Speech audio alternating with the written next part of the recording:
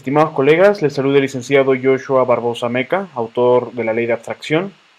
Esta es nuestra situación clínica: agudización de una anciana aquejada de cáncer. Esta es un caso clínico, el caso clínico número 10 que tenemos.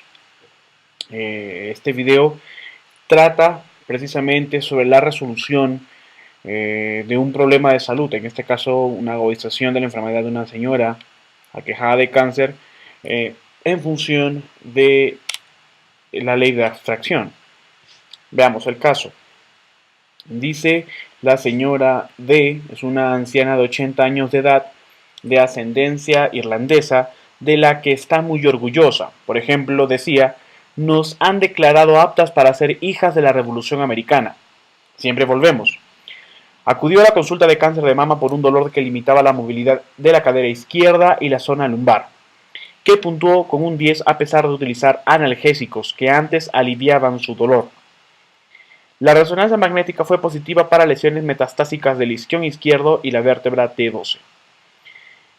Hace 10 años se había sometido a una mastectomía bilateral por cáncer de mama, y después de lo cual recibió tamoxifeno para la enfermedad de receptores de progesterona y de estrógenos y progesterona para los receptores positivos durante 5 años, los receptores de estrógenos positivos y receptores de progesterona positivos. Desde entonces no se habían detectado evidencias de la enfermedad. Hace unos 5 meses, la señora D tuvo dolor en la cadera y en la parte alta del muslo izquierdo, que se diagnosticó como ciática, de acuerdo con la radiología lumbosacra negativa y la presentación clínica de lumbalgia descendente que irradia hacia la pierna izquierda. En este tiempo ha recibido fisioterapia, pero el dolor ha aumentado en los últimos 2 meses.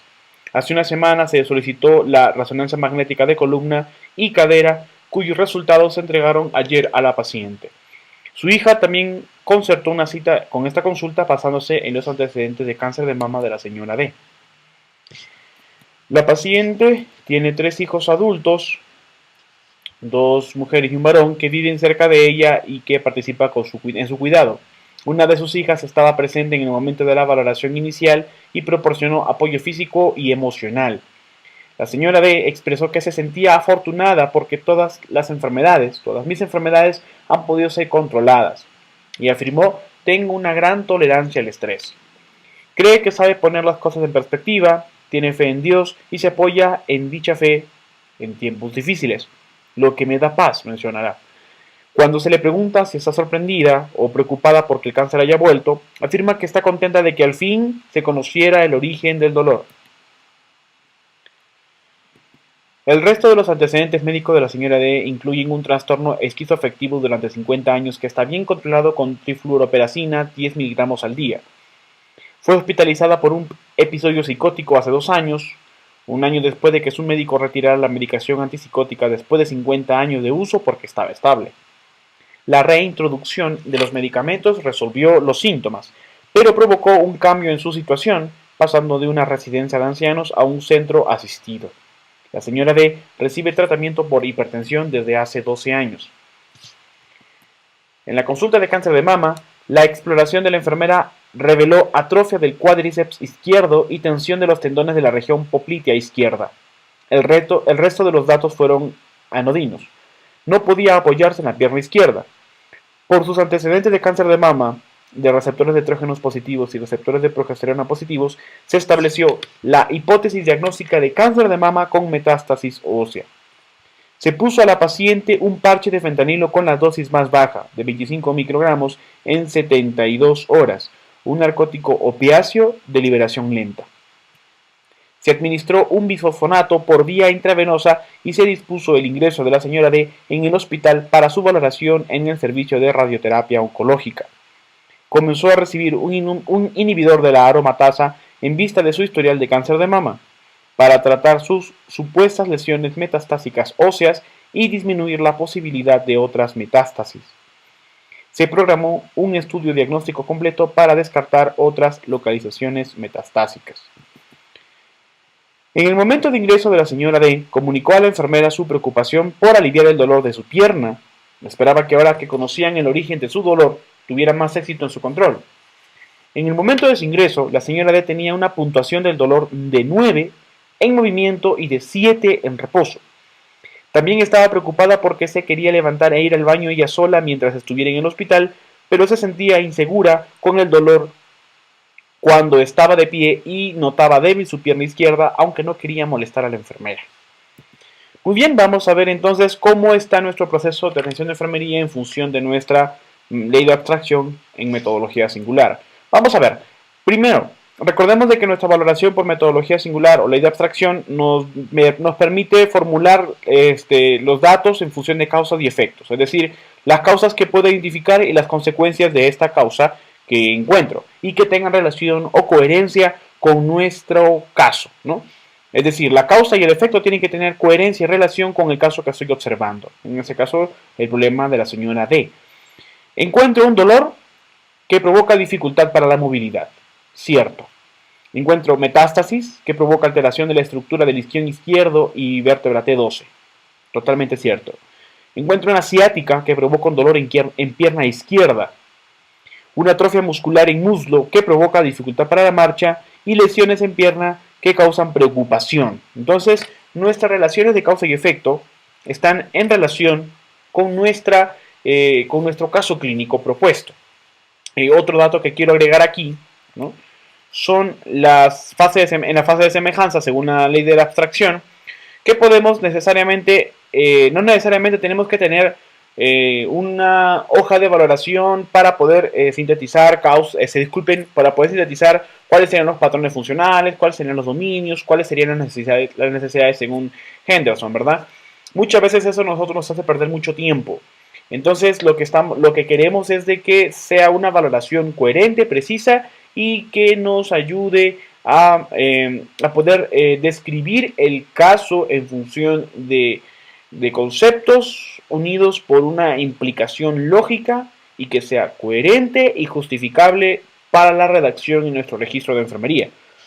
Entonces, si se dan cuenta, nuestras valoraciones, por ejemplo, pueden compararse con los diferentes patrones funcionales, con los dominios Nanda de la taxonomía 2, ¿no? Taxonomía 2 Nanda. Entonces, de manera rápida, nada más quiero que vean esto para que puedan ver cómo es que a partir de los datos obtenidos por valoración mediante la ley de la abstracción, puedo realizar inmediatamente, puedo indicar qué patrón o qué dominio o qué necesidad es alterada, ¿ok? Veamos. Para el diagnóstico, si ya en función de mis causas y efectos, como vimos, hay relación entre la causa de mi valoración y la causa de mi diagnóstico, que es el factor etiológico, y el efecto de mi valoración tiene relación con el efecto de mi diagnóstico, que sería la etiqueta. En este caso, mi diagnóstico para la paciente, mi diagnóstico de enfermería propuesto son deterioro de la movilidad física relacionado con dolor en pierna izquierda y atrofia muscular, deterioro de la integridad tisular relacionada con metástasis ósea, dolor crónico relacionado con lesión del nervio ciático izquierdo, ¿no?, la ciática que mencionamos, y el diagnóstico de ansiedad relacionado con cambio en el estado de salud por lesiones en pierna. Bien, una vez establecida la valoración y el diagnóstico, tenemos que planificar nuestras actividades. Estas actividades se van a planificar en función de los resultados de enfermería, de las etiquetas de resultados NOC. Entonces, vamos a proponer que en función de nuestra valoración y nuestros diagnósticos de enfermería, las siguientes etiquetas son: etiqueta movilidad, nuestros indicadores que van a poder evaluar y cuantificar la evolución de nuestra paciente en función de nuestras intervenciones por las consideraciones de valoración y diagnóstico que tuvimos, serían marcha, movimiento muscular y movimiento articular. Estos tres indicadores pertenecen a la etiqueta de movilidad. Para el nivel del dolor, otra etiqueta, mis indicadores, dolor referido y expresiones faciales del dolor. Curación ósea, para el caso, mis indicadores serían circulación en el rango esperado, o sea, aquella circulación sanguínea que permita recuperar, que permita mantener la función, que permita mantener la vida, en este caso de la estructura ósea, y recuperación de la función ósea, ¿no? Es decir, por ejemplo, bueno, si es que se hacen exámenes de laboratorio para poder ver la médula roja, ¿no?, la médula ósea,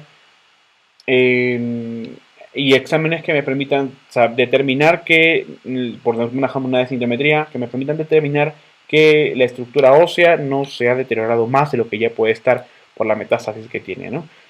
Y finalmente, el nivel de ansiedad es mi último resultado. O sea, los resultados de enfermería, recuerden que me ayudan a poder determinar los estados de evolución tanto antes, ¿no?, que en ese momento de valoración, durante el cuidado y posterior al cuidado, para poder ver cómo el paciente mejoró, cómo el paciente se mantuvo o cómo el paciente empeoró en función de mis cuidados o la respuesta misma del paciente, ¿no?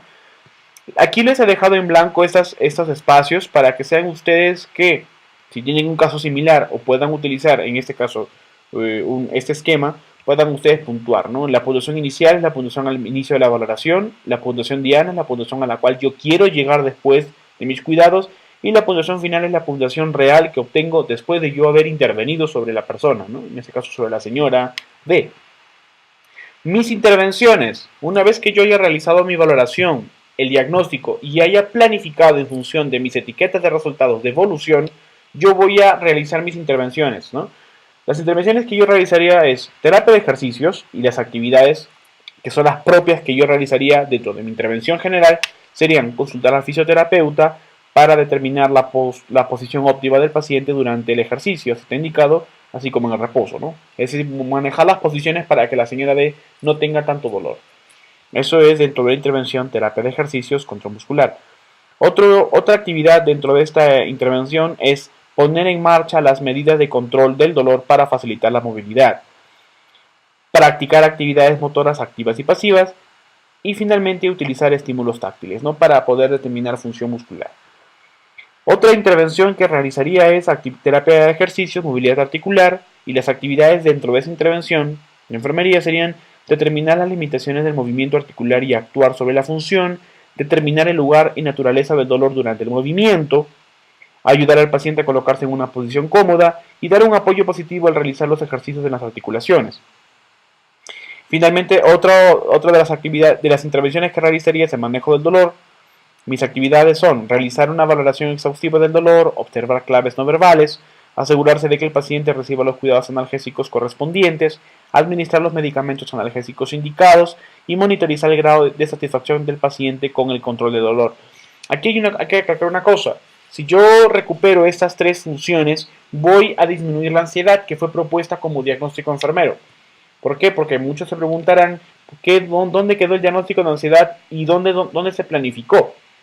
Si nos damos cuenta, en el caso la señora D está más preocupada o su ansiedad radica en la lesión de su pierna, el no poder moverla y en el dolor que tiene, ¿no? En el dolor. Si ya menciona que si ya se identificó el dolor, entonces, ¿qué vamos a hacer ahora para poder solucionar su dolor si ya se sabe el origen, ¿no? Entonces, si manejamos estas tres actividades en función de terapias o intervenciones independientes e interdependientes, o dependientes, es que el médico indica la medicación, por ejemplo, vamos a poder solucionar la mayor parte de problemas psicoemocionales de la paciente, ¿no? Otra de mis actividades, de mis intervenciones, disculpen, sería monitorizar las extremidades inferiores, por ejemplo, examinar el color, la temperatura, hidratación y textura de la piel de las extremidades inferiores y examinar si hay presencia de edema, ¿no? Vemos que hay un problema de ciática y además la metástasis puede provocar algún daño, ¿no? Examinar presencia de presión, parestesias o dolor intenso. Si es que hay falla circulatoria, pues tenemos que ver o tenemos que evitar que se desarrollen úlceras por presión, ¿no? Utilizar escalas de medición de riesgo de lesión, ¿no?, para poder anticiparnos a una úlcera por presión, que es lo peor que le puede pasar a esa paciente, ¿no? Y finalmente, la administración de la medicación es una intervención dependiente, ¿no?